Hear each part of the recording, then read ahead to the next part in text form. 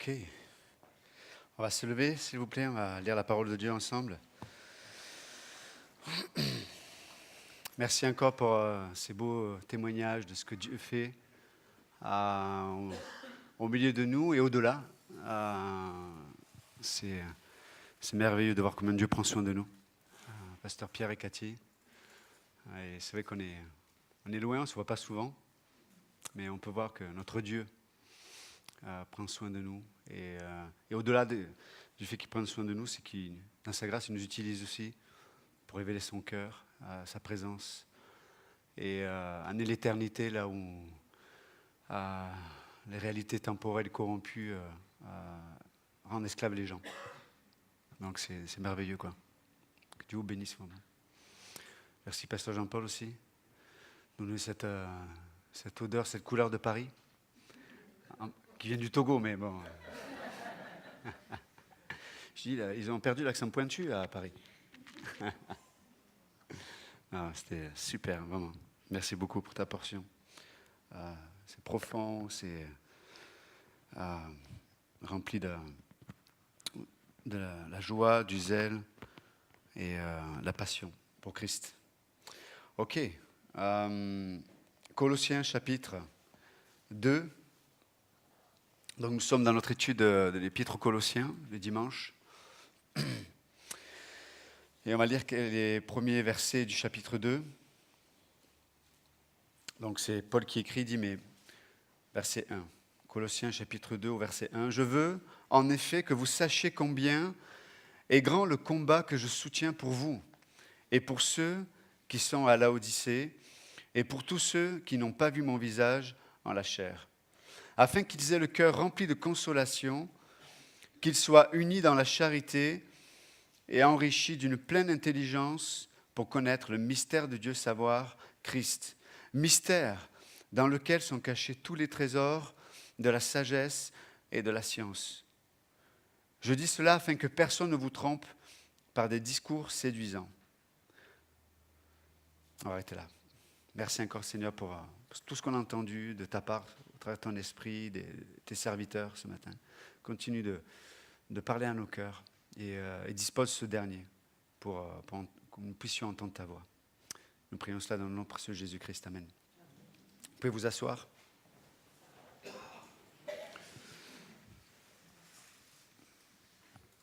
Tu vois, tonton, t'as mis fait de venir ce matin. Il y a un prédicateur togolais. Je plaisante avec tonton, il est du Togo aussi, mais il vit pas loin de Lausanne, à Moudon. Et l'accent n'est pas le même. Hein? Ok.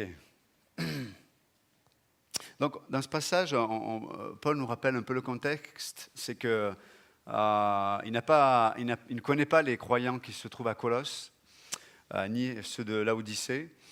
Et pourtant, ces derniers sont exposés à de fausses doctrines. Et notamment, on l'avait vu ensemble, les gnostiques, il y avait les gnostiques et aussi certains judaïsants d'origine grecque aussi, qui amenaient des pensées qui étaient contraires à l'évangile. Et donc Paul écrit avec gravité, on va dire, à ces églises pour leur rappeler les fondements de la foi chrétienne. N'oubliez pas le contexte, c'est que le canon des Écritures n'est pas encore établi. L'Église s'établit petit à petit dans le monde entier, notamment en Europe et en Asie mineure. Et ce sont des hommes qui ont été formés par Paul et d'autres leaders aussi. Là, en l'occurrence, à Colosse, c'était Papras. Mais voilà, c'est Paul qui a eu la révélation, c'est Paul qui, petit à petit, est en train d'enrichir et de préciser la révélation, concernant notamment l'Église et le salut en Jésus-Christ. Donc ces fausses doctrines arrivent. Encore une fois, n'oubliez pas, les gnostiques avaient une pensée élitiste. C'était ces religions à mystère où il y avait certaines personnes qui avaient droit à la connaissance parce qu'ils pensaient qu'au travers de la connaissance, ils allaient être sauvés ou se changer ou être meilleurs, etc., etc. Et en même temps, dénaturer en plus la nature de qui était Jésus-Christ. À savoir, il est Dieu. Or, les gnostiques disaient que Jésus était le plus grand, le plus élevé des anges. Mais il n'était pas Dieu. Donc Paul fait un tableau de Christ, notamment au chapitre 1 et puis dans tout le chapitre, qui vont dépeindre vraiment la divinité et puis la splendeur de Jésus-Christ et ainsi que son œuvre. Et là, il parle aux Colossiens, n'oubliez pas, ce n'est pas évident. Il s'adresse à une église qui ne le connaissent pas. Ils n'ont jamais vu Paul, ils n'ont jamais passé du temps avec Paul. Et par contre, eux, dans leur contexte, je dirais, géographique, ils côtoient tous ces gens qui pensent ou communiquent ces fausses doctrines. Il est vrai qu'on est extrêmement influençables les uns les autres par les personnes avec qui nous passons du temps. L'Écriture dit elle-même que les mauvaises compagnies corrompent les bonnes mœurs. Donc, c'est d'autant plus avec cette perspective que Paul écrit à ces églises. On sait d'ailleurs que plus tard, notamment l'église de Laodicée, on le voit dans le livre d'Apocalypse, va s'égarer concernant la bonne doctrine, parce qu'ils vont se penser riches, et Jésus dit à cette église, mais en fait, vous êtes pas riches, vous êtes pauvres, vous êtes nus, vous êtes aveugles, et venez acheter de moi des richesses, et venez vers moi pour voir à nouveau. Donc, on peut voir que la capacité de l'homme à s'égarer, déjà se séduire soi-même, comme tu le rappelais, pasteur Jean-Paul, est extrêmement importante, notamment parce que nous avons un ego qui est placé dans ce monde, ce système du monde. Que je parle du monde, je parle du système organisé par le diable lui-même, qui a une capacité d'énergiser l'ego. Parce que le but du diable, c'est qu'on soit à son image à lui. Dieu veut qu'on soit à son image, l'image de Christ, mais le diable veut qu'on soit à son image à lui.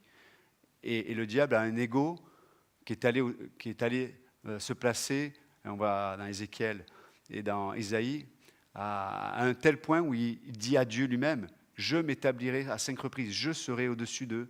À 5 reprises, il place son ego, je, au-dessus de Dieu. Donc le diable désire que le monde soit cette image-là. Il veut que nous soyons forts en nous-mêmes, forts dans notre ego. Il veut que nous soyons totalement indépendants. L'autonomie est bonne, mais l'indépendance de Dieu n'est pas bonne. Donc c'est son désir. Et encore plus dans l'Église. S'il n'a pas pu nous arrêter, ou arrêter Christ, le mystère du Saint-Esprit pour que nous venions à Christ, il va tout faire pour nous empêcher d'être à l'image de Christ. Oh, combien il se réjouit, le diable, de voir des croyants dans des églises lui ressembler. Mettre le jeu, notre ego, au-dessus de Dieu.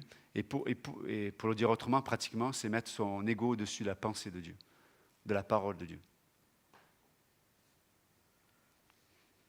Donc,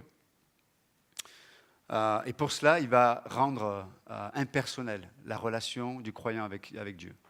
Il va rendre impersonnelle la relation du croyant avec Jésus-Christ. Donc, Paul, il le sait ça. Il écrit à des gens qui ne l'ont pas vu, qui ne le connaissent pas. Et je reviens à ça. L'importance, frères et sœurs, comme diraient certains, l'importance de passer du temps avec les bonnes personnes. Je dirais même, si vous êtes parents, ça c'est que mon avis, hein, c'est Johan Pep qui parle, hein, je ne parle pas de la part de l'Écriture, mais en tout cas, je dirais, moi si j'étais parent, je choisirais même la zone géographique où j'habiterais en conséquent de l'environnement des personnes qui se trouvent à proximité de chez moi. Parce que vos enfants vont être influencés. Peut-être que vous allez les placer à l'école la plus proche, ils vont être influencés. Ils vont aller jouer en bas, ils vont être influencés. Et après, il ne faut pas s'étonner qu'ils les ramènent à la maison, parce qu'ils vont passer plus de temps à l'école et avec leurs amis qu'avec vous. Ne soyez pas étonnés, sans compter que lorsqu'ils sont à la maison, je ne sais pas s'ils passent vraiment du temps avec vous. Parce qu'on les met devant la télé, devant des tablettes, devant des téléphones. Je ne sais pas réellement combien de temps on passe de façon effective avec nos enfants, je ne sais pas. Mais il ne faut pas être étonné qu'ils reflètent la pensée et l'attitude de ceux avec qui ils passent le plus de temps. Donc, considérez, même avec sérieux, si vous avez des enfants, dans quel environnement vous allez les placer, selon où vous habitez. Après, je sais, il y a des conjectures qui font qu'on n'a pas le choix, on doit habiter à tel ou tel endroit, mais si c'est le cas, essayez d'investir le maximum de temps envers vos enfants et de les engager au maximum, d'être présents à l'église, d'avoir du temps lorsqu'il y a des camps des enfants, des adolescents, etc. C'est extrêmement important parce qu'ils sont influençables. Nous le sommes en tant qu'adultes, c'est vrai ou pas? Vous avez vu à quel point nous sommes fragiles, à quel point nous sommes changeants, à quel point nous sommes influençables. Imaginez les enfants. Ils le sont d'autant plus. Donc Paul, il sait que ces enfants-là, dans la foi, sont en train d'être influencés par des fausses doctrines. Et on a vu que le fruit de ces fausses doctrines, c'était à la conclusion, c'était Christ, c'est important, mais il y a des mystères qui sont encore plus importants que Christ. Il y a une connaissance qui sont encore plus importants que Christ. Et Paul, il est en train de rétablir la vérité. Il dit non. Tous les trésors de la connaissance, de la sagesse qui peut exister dans ce monde, que ce soit passé, présent, futur ou dans l'univers, se trouvent résumés en une seule personne. C'est Jésus-Christ. Point à la ligne. Pour le dire autrement, tout devrait converger à la connaissance de Christ. Si, je parle de relations tout à l'heure, si j'ai des relations en Christ dans l'Église, ça devrait converger à la connaissance de Jésus-Christ. Mes pensées, qu'est-ce que je pense, qu'est-ce que je regarde, quelle est l'utilisation que je fais du temps? Est-ce que ce dernier me permet de converger à la connaissance de Jésus-Christ ou pas? Parce que si je laisse pas l'Esprit Saint par la parole de Dieu me faire pénétrer dans les mystères où se trouve la sagesse, l'intelligence, la connaissance au travers de Jésus-Christ, je vais la chercher ailleurs. Je vais chercher ailleurs. Et il y a trois choses que Paul va... Je ne serai pas long, mais il y a trois choses que je voudrais voir ensemble, que nous puissions voir ensemble ce matin.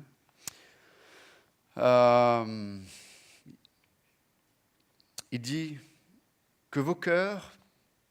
Donc, Paul le rappelle, il dit, mais qu'est-ce qu'il dit, mais ce que je suis en train de vivre, la prison, le rejet, les incompréhensions, parce qu'il se tient pour la vérité, il a été battu à plusieurs fois, laissé pour mort, il a fait des choix qui sont extrêmement importants, mais ce combat-là, il dit, mais c'est pour vous. Et il dit pour quelle raison il combat le bon combat. Il dit, mais afin que vos cœurs soient consolés. Il parle d'abord de consolation. Et je sais que il est vrai que très souvent, dans le temps où nous vivons aujourd'hui, il y a beaucoup de situations qui nous affligent, qui peuvent nous faire du mal. Il y a beaucoup de situations, des fois que nous avons créées, parce qu'on a peut-être pris de mauvaises décisions, mais des fois, on est juste dans un monde qui est ce qu'il est. Il est corrompu, l'homme est au milieu, est au centre de tout, avec un chef d'orchestre qui s'appelle le diable. Donc, dans ce monde où il y a de belles facettes aussi, mais je dépeins la réalité spirituelle. Mais dans ce monde-là, au travers de tout ce qu'on entend, qui use le croyant jour après jour, on est usé par le mensonge. C'est vrai ou pas? Le mensonge à l'intérieur, le mensonge à l'extérieur, il use. Et le mensonge, on voit ce qu'il produit aussi dans les relations brisées, dans les luttes, dans la culpabilité qu'on peut avoir les uns les autres de certaines situations, des choses qu'on a faites, des choses qu'on aurait dû faire, qu'on n'a pas fait. Donc il y a beaucoup de choses qui font que le croyant des fois pas de capacité pour entendre la vérité, ou pour s'aligner à la vérité, ou pour le dire autrement, pour obéir à Dieu, parce qu'il est affligé. Et on peut voir que la première démarche de Paul, avant de continuer ce qu'on va voir ensemble, c'est de dire, mais voilà ce que je vis, le combat que j'ai, premièrement, c'est pour que votre cœur soit consolé. Dieu désire consoler nos cœurs. Hein, le mot en grec, c'est parakletos. C'est le même mot que pour le Saint-Esprit. Hein. Dieu veut nous consoler. Combien d'entre nous ce matin on est affligé parce que, encore une fois, des fois, quand on est transparent devant Dieu, on sait que nos pensées, on sait que nos décisions, on sait que nos conversations, on sait qu'on fait des choses peut-être dans le secret qui ne plaisent pas à Dieu. On sait qu'il y a la volonté de Dieu et peut-être on freine avec les deux pieds. Et bien que quelque part on garde nos vies, on est affligé par ça. On n'a pas la paix, on n'a pas le repos et on vit dans la culpabilité. Des fois même dans la honte. Et on voit le cœur de Dieu, premièrement, c'est de nous vraiment. Dieu veut vous consoler ce matin. Dieu veut te consoler. Dieu veut te dire que l'œuvre qu'il a accomplie à la croix est suffisante. Pour le Père, il est suffisant pour toi. Le Père veut te dire aussi que avant que tu puisses pouvoir obéir à sa volonté, tu as besoin de goûter à sa bonté. Hein, Romains chapitre 2. Ne savez-vous pas que c'est la bonté de l'Éternel, la bonté de Dieu qui vous pousse à la repentance? Qu'est-ce qui va faire qu'un croyant va prendre des décisions qui vont aller contre son ego? Tout à l'heure, on a entendu Pasteur Jean-Paul qui parlait de la chair, notre ego là, qui a des désirs opposés aux désirs de l'esprit, selon Galates 5. Qu'est-ce qui va faire qu'on va choisir Dieu plutôt que nous-mêmes? C'est contre nature d'ailleurs, c'est vrai ou pas? Par nature, nous avons été créés pour... on a l'instinct de survie, quoi. C'est vrai ou pas? On a tous un instinct de survie. Alors, comment va-t-on faire pour choisir d'accepter que notre ego soit crucifié? La volonté, hein, on va se convaincre, je vais me crucifier. Non. Hein? Ma foi tellement forte. Non. La consolation, qui révèle la nature de Dieu, qui révèle le cœur de Dieu, qui révèle l'amour de Dieu. C'est la force qui permet aux croyants de marcher dans la volonté de Dieu. La consolation. La consolation. Des fois, on perd des choses, parce qu'on prend des décisions pour Dieu. Mais on a besoin d'être consolé. C'est vrai ou pas? Hein, comme Pierre qui dit à Jésus, mais Seigneur, on a quitté père, mère, nos familles pour toi, quoi. Comme tu disais à Cathy tout à l'heure avec Pasteur Pierre. C'est vrai. Est-ce que des fois, quand on s'y arrête, est-ce que c'est douloureux? Ça l'est. Et Dieu nous dit quoi? Je te console. Dieu fait quoi? Il nous console. Hein, c'est pas nos témoignages, Pasteur Pierre et Cathy? À plusieurs égards. Donc, la première démarche de Paul, c'est de révéler le cœur de Dieu, qui est de les consoler. La deuxième chose, il leur dit quoi? Il dit, afin que vos cœurs soient consolés, étant unis ensemble dans l'amour. Ah ah. Et là, il nous parle de la synergie de la foi. La synergie. C'est-à-dire que ensemble, il y a une multiplication de la réalité, de l'amour et de la présence de Dieu. Ce que je veux dire par là, c'est qu'il parle de l'unité qui s'expérimente au travers de l'amour. Pour le dire autrement, c'est dans ce que nous vivons ensemble dans le corps de Christ, là où Dieu nous appelle, comme le rappelait Pasteur Jean-Paul tout à l'heure, c'est là que nous allons expérimenter les diverses facettes de la grâce, de la personne de Christ. C'est là où on va pouvoir l'expérimenter. Je peux vivre ma vie chrétienne seule. Est-ce qu'il me manque quelque chose dans le salut ou dans l'œuvre que Dieu a accomplie de ma vie? Non. Mais ici-bas, si je vis comme ça, il va me manquer des dimensions, de la réalité, de la personne, de la présence de Christ. C'est comme si on peut vivre à deux dimensions, quoi. Hein? Hop, je me tourne, je suis plat, quoi. Non, dans la vie chrétienne, il y a trois dimensions, quoi. Même quatre, mais il y en a trois, là. Il y a la profondeur, la largeur, la hauteur de l'amour de Dieu en Christ, selon Éphésiens. Donc, et c'est au travers de l'unité, dans Éphésiens 4, il dit, mais efforcez-vous de garder l'unité par le lien de la paix. Efforcez-vous, ça veut dire il y a comme un effort, quoi. Il y a un effort, il y a des choix à faire, il y a un engagement à avoir, il y a quelque chose. Mais dans ce quelque chose-là, dans cet effort, va permettre à Dieu, par l'Esprit, de produire cette synergie, quoi. C'est-à-dire que si seul je ne peux pas porter, c'est une image, hein, vous savez que je suis fort, hein, mais si seul je ne peux pas porter ce stylo-là, or il était important qu'il soit déplacé, qu'il soit mis quelque part, mais dans le corps de Christ, il y a une synergie, et on est plusieurs, il y a plusieurs mains là, qui font que oui, seul je ne peux pas. Et même, c'est la volonté de Dieu que je n'y arrive pas seul.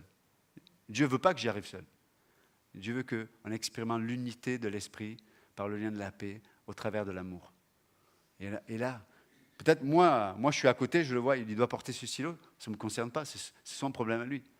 Mais parce qu'il y a l'amour, ça devient mon problème. Ça fait partie de ma vie, quoi. Qu'il porte ce stylo, ça fait partie de ma vie, quoi. Et je suis avec lui. Et je l'aide pas, je dis bon, je t'aide, mais et j'aurais d'ailleurs, je pense à autre chose. Non, je suis entier là. Dans l'amour est entier. Je le porte. Et ça, c'est merveilleux, quoi. La synergie de l'œuvre accomplie. Unis ensemble dans l'amour. Et vu que le temps avance, je finis avec le dernier point. Et il finit par, donc, étant unis ensemble dans l'amour et pour toutes les richesses. Vous savez, Paul, il écrit toujours des phrases, on sait quand elles commencent, on ne sait jamais quand elles finissent. Mais en tout cas, il dit, mais, étant unis ensemble dans l'amour et pour toutes les richesses de la pleine certitude. Ça parle d'une conviction, là. Il y a une intelligence qui amène une certitude. Ça veut dire que je sais que je ne dois pas chercher ailleurs. C'est en Christ que je dois chercher. C'est Christ lui-même que je dois chercher. J'ai cette certitude, cette assurance. Donc, il dit, toutes les richesses de la pleine certitude d'intelligence pour la connaissance du mystère de Dieu dans lequel sont cachés tous les trésors de la sagesse et de la connaissance. Waouh. On voit que et Paul est en train de faire un petit tacle un peu aux gnostiques, qui eux étaient dans l'aspect philosophique. La philosophie, c'est quoi? C'est toute une structure de construction, de pensée, de raisonnement humain sans Dieu. Même si on y intègre des notions de Dieu. C'est quelque chose qui est fabriqué par l'homme. Donc, il n'y a pas de révélation, il n'y a que de la perception, il n'y a que de l'intelligence naturelle. Or là, il parle de l'intelligence, de la richesse, des mystères de Dieu, etc. Et ça nous parle, pour le dire autrement, ça nous parle de l'illumination, de la révélation. Ce que je veux dire par là, c'est que la parole de Dieu est la révélation. Ce qui est écrit est écrit. Le ciel et la terre ne passeront, mais la parole de Dieu, elle ne passera pas. Dieu a écrit, Dieu a établi la vérité. Le canon de la vérité, c'est la parole de Dieu. C'est la révélation. OK? Maintenant, nous, on a besoin, comme je disais tout à l'heure, d'avoir une relation personnelle avec Dieu, au travers de la vérité. Et Dieu nous propose cette illumination par le Saint-Esprit, au travers de la parole de Dieu. Pour le dire autrement, ceux qui ont l'habitude, c'est dans Matthieu 4. Matthieu 4,4, l'homme ne vivra pas de pain seulement, mais de toute parole qui sort de la bouche de Dieu. Tout le monde connaît ce passage. Qui connaît ce passage? Ok. Vous voyez, mais c'est en grec, c'est intéressant. Le mot qui sort de la bouche de Dieu, la parole, quand il dit l'homme ne vivra pas de pain seulement, mais de toute parole qui sort de la bouche de Dieu. Mais le mot parole, là, la deuxième fois, c'est le mot rhéma en grec. Il y a le mot logos qui parle de la révélation, la parole de Dieu écrite. Mais là, Jésus, quand il répond au diable, il dit, mais c'est rhéma, L'homme ne vivra pas de logos seulement, mais de tout réma. Donc le réma, en grec, c'est l'illumination du Saint-Esprit sur le logos. Ça veut dire que la Bible, la parole de Dieu, elle prend vie, quoi. Elle se revêt d'un aspect personnel. Ça veut dire que Dieu te parle. Tu sais que Dieu te parle. Il y a quelque chose qui se passe.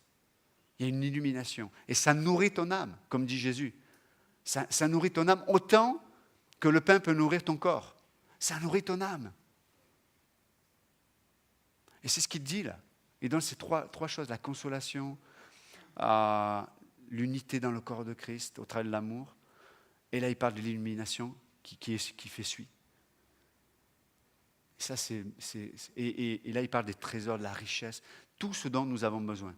Ce matin, peut-être, il y en a qui sont chargés.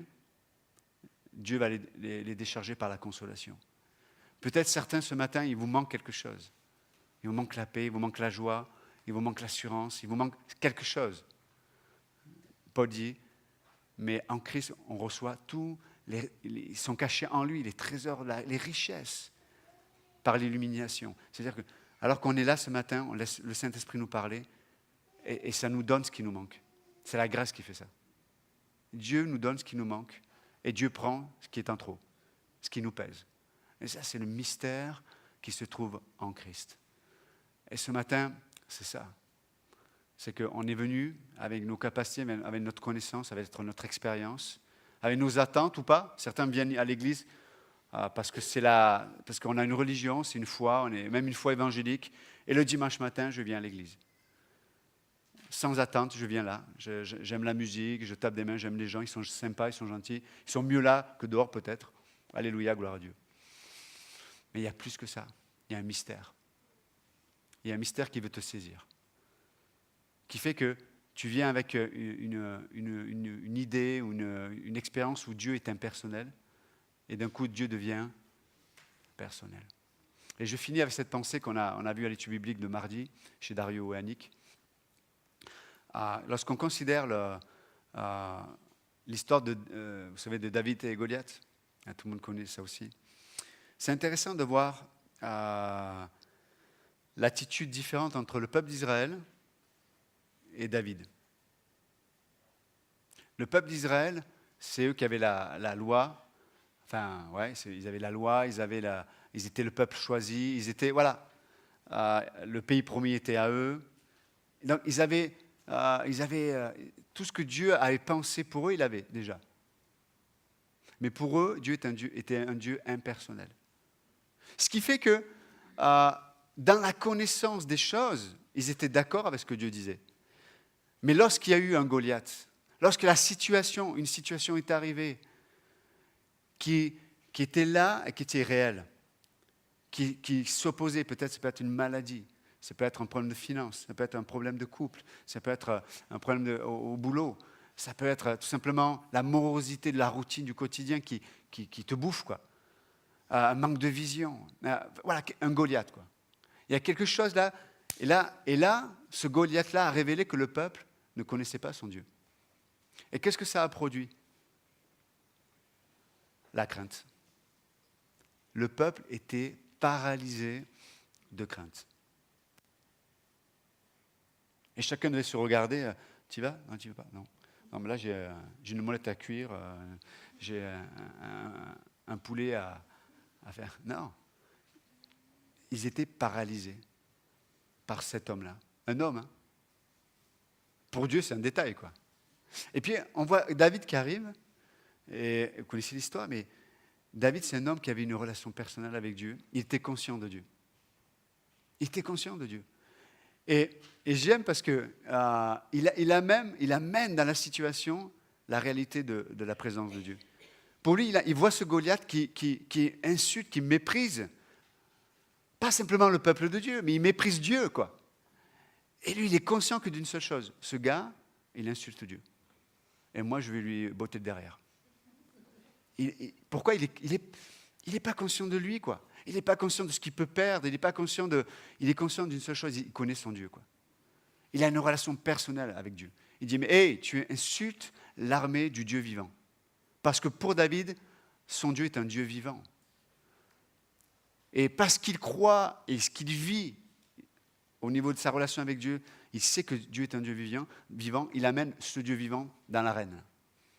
Et on sait que Goliath va tomber de très haut, et même il va perdre quelques centimètres. Enfin, il va se faire couper la tête. Vous voyez ce que je veux dire? David n'était pas paralysé, David ne vivait pas dans la crainte, mais David vivait la réalité de la présence de Dieu. Alors mes amis, peut-être on est le peuple d'Israël, on est paralysé face à un Goliath. Ok. Qu'est-ce qu'on fait? On se culpabilise, on se dit pauvre de moi, mais je suis pourri, je suis méchant, je ne suis pas dans la foi. Ou alors on trouve des excuses, mais c'est parce que quand j'étais petit, je me suis cassé un ongle et j'ai eu mal, j'ai peur maintenant. Non, non. On vient et on se dit Seigneur, si j'ai besoin de consoler, console-moi. Si j'ai besoin que tu me montres la profondeur de ta parole pour te connaître, Seigneur, c'est toi que j'ai besoin. C'est un rendez-vous avec un Dieu vivant dont j'ai besoin. Ce n'est pas de religion, ce n'est pas de principes, même de bons principes moraux, ça ne transforme pas le cœur. Ça transforme l'extérieur, mais pas le cœur. Ce matin, Dieu dit quoi? Viens à moi.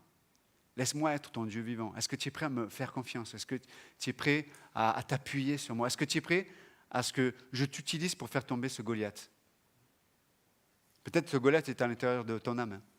Mais Dieu dit, c'est le moment, c'est aujourd'hui, c'est maintenant qu'il doit tomber. Ce n'est pas demain. C'est maintenant qu'il doit tomber. Est-ce que vous êtes prêts et prêtes ce matin à laisser ce Dieu vivant être ton Dieu vivant? Ou est-ce qu'on va remettre à demain? Pour demain, il n'y a pas de provision, qu'a-t-il a dit. Notre Dieu, c'est le Dieu de maintenant. Là. Je suis, même dans Matthieu 28, quand Jésus dit, mais je serai toujours avec vous jusqu'à la fin des temps. Il dit carrément, je suis, comme dans Exode 3, 14. Quand Dieu dit à Moïse, je suis, t'envoie. Ce Dieu-là qui est je suis, nous dit, c'est maintenant que ce Goliath doit tomber. Tu as une addiction, ne trouve pas des excuses. Ne rate pas ton voisin, ne rate pas tes pieds. Dieu veut te libérer. Tu vis dans la crainte, ça te paralyse pour marcher avec Dieu. C'est maintenant que Dieu veut te libérer. Tu vis dans la pitié de toi, de toi-même. Tu dis que tu es pourri, que tu ne vaux rien parce qu'il y a des situations qui te montrent ça. Dieu dit ce Goliath doit tomber aujourd'hui. Et il y a des choses pour lesquelles tu pries qui n'ont jamais changé. Dieu dit, ok, est-ce que tu vas regarder à cela ou est-ce que tu vas me faire confiance et tu vas marcher dans l'arène pour faire tomber ce Goliath? C'est maintenant, c'est aujourd'hui que Dieu nous appelle à le vivre. C'est maintenant et aujourd'hui qu'il doit tomber, que la tête doit se rétrécir. Donc, on va prier ce matin et on va demander à Dieu, dans ces 3 sphères qu'on a dit, peut-être, je ne sais pas dans quel cas vous vous trouvez, mais il y a une des sphères dans laquelle Dieu veut vous rencontrer pour que vous ayez une relation avec un Dieu personnel. Personnel. Seigneur, on vient devant toi ce matin. Tu nous connais, Seigneur. Tu connais nos craintes, tu connais nos souffrances, tu connais nos limitations, tu connais toutes les choses qui font peut-être que face au Goliath de nos vies, je ne sais pas ce que c'est, on a peur, on est paralysé, on se regarde et on se dit mais c'est trop dangereux quoi. Il y a trop de choses à perdre. Ce matin, Dieu vous appelle, Dieu m'appelle. Et il nous dit mais s'il te plaît, fais-moi rentrer dans l'arène. Confesse mon nom, confesse ma parole. Nourris-toi de ce que je suis en train de te dire ce matin. C'est à toi que je m'adresse, Dieu dit. C'est à toi que je m'adresse. C'est par ton nom que je t'appelle. Et c'est parce que je t'appelle par ton nom ce matin, qui que tu sois, que tu peux aller en mon nom, le nom de l'Éternel, faire tomber ce Goliath.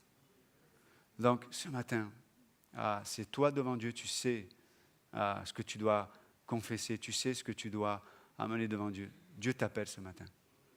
Et juste, allons-y. Réfugions-nous dans les bras de notre Dieu. Il est fort et puissant, comme on a chanté ce matin. Il est ce roi de gloire. Donc ce matin, ne laisse pas cette journée passer sans que tu aies été à la rencontre de ton Dieu, ce Dieu vivant. Ne laisse pas même quand le culte va terminer, ne laisse pas les discussions vaines ou les détails de la vie, le repas, les invités. Non, ne laisse pas passer ce qui est important, le plus important. Ne laisse pas tes projets, même aussi beaux soient-ils, prendre la place de Dieu dans ta vie. Laisse ce Dieu vivant rentrer dans l'arène. Et vois le miracle que Dieu peut opérer en toi et dans les situations de ta vie.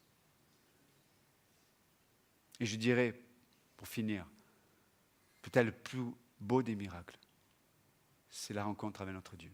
C'est une connaissance plus précise, plus intime de notre Dieu. Et si ce matin quelqu'un est ici et ne connaît pas Jésus-Christ, si vous êtes là, peut-être vous avez entendu parler de Jésus, peut-être vous êtes venu déjà dans des églises, mais vous n'avez jamais donné votre vie à Christ. La Bible dit que l'homme qui n'a pas accepté Christ est déjà condamné. Il est déjà séparé.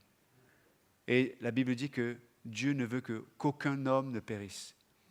La Bible dit qu'il désire que votre nom soit écrit dans le livre de vie de l'agneau.